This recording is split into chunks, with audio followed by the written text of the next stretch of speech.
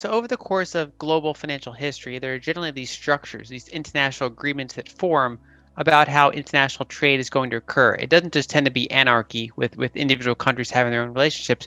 There tends to be some sort of global structure in place based on the leading powers at the time kind of influencing the direction of that. And so prior to 1944, that was mostly based on the gold standard, where central banks around the world had gold in their vaults. They issued paper against the gold, and the UK's currency was the global reserve currency, meaning it was the most widely held and accepted, but really was the underlying gold that was the actual kind of true reserve currency.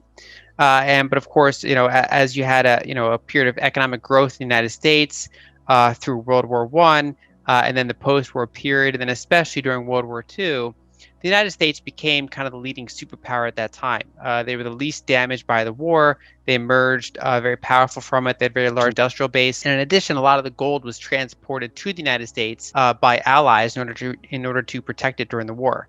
And the United States also confiscated gold from its own citizens, and so the combination of their own gold and being a custodian for gold for other countries put them in a pretty privileged position. And so in 1944, the countries got together as the war was kind of in sight of ending. It wasn't over yet, but it was kind of going in that direction. And they were remarking on how to order the global system. And there were two competing ideas. One was the Bancor idea, is that basically there'd be a neutral currency unit based on gold or based on a basket of currencies, and they would use that as the unit of account globally. And the alternative idea put forth by the United States was that the dollar would be at the center of it. That basically that the dollar would be backed by gold, other currencies would back themselves by the dollar, and the dollar would be the global unit of account. And that second option is what won out. And so from 1944 up through 1971, we had the Bretton Woods system, which was that all currencies were pegged to the dollar, dollars pegged to gold, and we had this kind of fixed exchange rate situation. The flaw with that, of course, is that the United States was issuing more and more treasuries, more and more dollars, while it was not accumulating more gold. And in fact, because of gold redemption by international participants, so Americans could not own gold and they couldn't redeem the dollar for gold, but international creditors could. And so the United States gold kept dropping. Our gold reserves, even though our amount of dollars and treasures outstanding were increasing.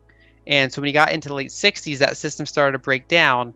And by 1971, essentially enough European countries started to call the bluff and ask for redemption that Nixon and the United States severed that gold redeemability. And from there on, the currencies of the world have been all fiat currencies, meaning they're not really pegged to any commodity, any fixed amount.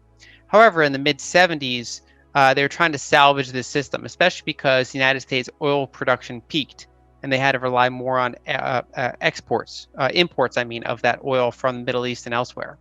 And so the United States made a deal with Saudi Arabia and other OPEC countries in the mid 70s to only price their oil in dollars. So whether they're selling the oil to the United States or to Europe or to Japan, whatever the case may be, they only sell it in dollars.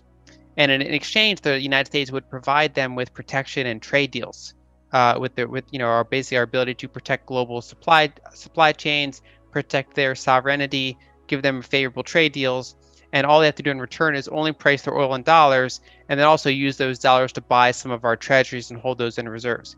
And what that did was it made it so that any country in the world that wants to import oil needs dollars.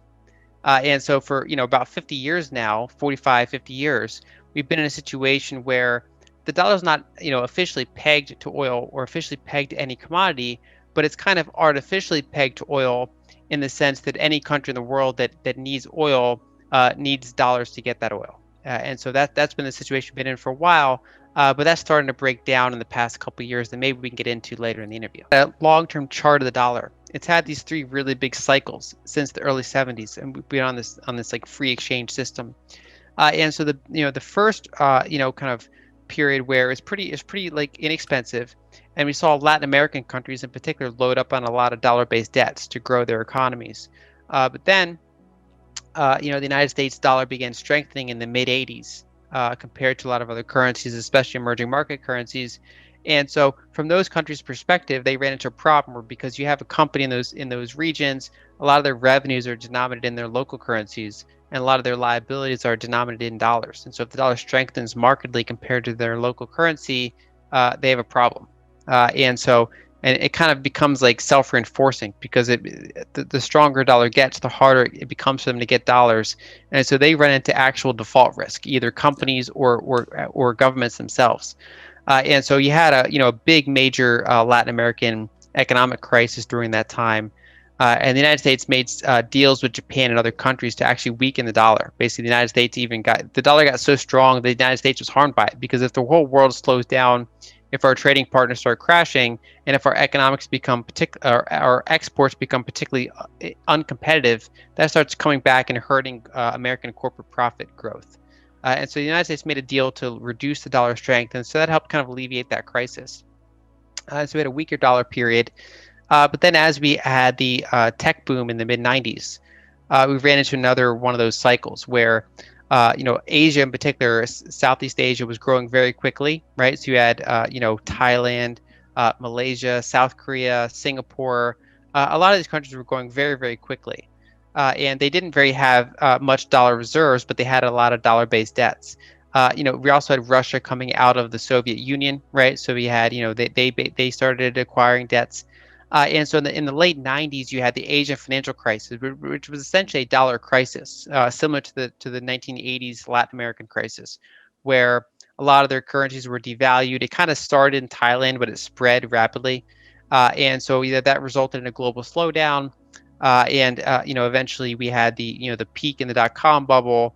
But then as we got over that, the United States dollar began declining. We ran into a recession, slower growth. We had a weaker dollar period.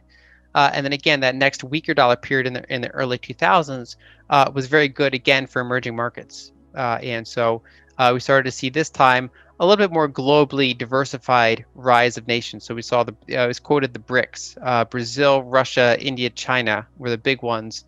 We saw a very good decade for emerging markets. You actually had an emerging market bubble going into 2007. We had very, very high valuations in China, India, and to a lesser extent, Brazil and other countries. But that, of course, eventually ran into the global financial crisis, all sorts of problems. And as the dollar began strengthening, especially in 2015, 2016, you started to see a lot of pain in emerging markets. And so we've seen, commodities in a bear market. We've seen Brazil have a very rough economic time. We've seen, Russia, India, and China have held up better, but they haven't really been booming in the way that they were in that decade.